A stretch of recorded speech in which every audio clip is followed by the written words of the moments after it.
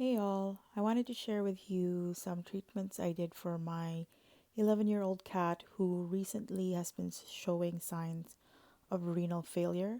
I know this from experience because I've had three other cats previous to her that had lived to old age, the oldest one being 17 years old and the youngest one being 7 years old, who all, had good lives. They were rescue cats that we've had in our family, and one was a foster that became rescued slash adopted. And, it's just at the end of their life, renal failure is a common thing with cats. So, without further ado, I wanted to share with you an electrolyte, homemade naturopathic electrolyte solution that I made. So if you're familiar with electrolytes, that's sugar and salt.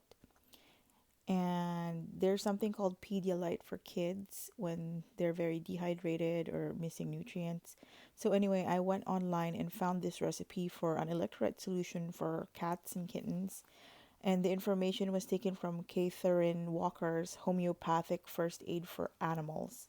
And I cross referenced that with another recipe from the World Health Organization, and it's also a Pedialyte recipe for cats. And the reason I'm doing this is because commercially prepared um, electrolyte formulations like that have preservatives and other ingredients that you don't need. And so by making this at home, I basically used boiled filtered water and I added sugar and salt, and that's it. And it's kept at room temperature, and because my cat was very weak, we had to syringe it orally, and so we used this. And so the treatment protocol is basically 4 times a day for 4 syringes, not full, just half. So basically you have two of these syringes, and it's such a big difference because she went from having no energy and not being able to get up and just oversleeping to actually getting up, walking around, wanting to get her own walker, walking outside to use the facilities, and now she's just resting and sunbathing inside in front of a window. And so I think it's really great. And the day before we came from the vets, they gave her antibiotics because she was struggling, and they injected her 2 different injections. So anyway, this is such a great low cost and amazing treatment, and I can share the links with you if you like. Send me a DM or a comment and I'll certainly do that. And the other treatment that helped with her is when she was sleeping, I put this crystal. As you can see, it's a heart-shaped rose quartz crystal. It's actually a pendant that I have. And so just the healing loving energy of this helped her a lot, I think, combined with the nutrients she was getting from the Pedialyte slash electrolyte. And also, if you're not familiar with it, something about vibrational and sound healing. And so I have this tuning fork, and let me just show you. It says Om. Let me just refocus the camera. 136.1 hertz, and I have a little mallet.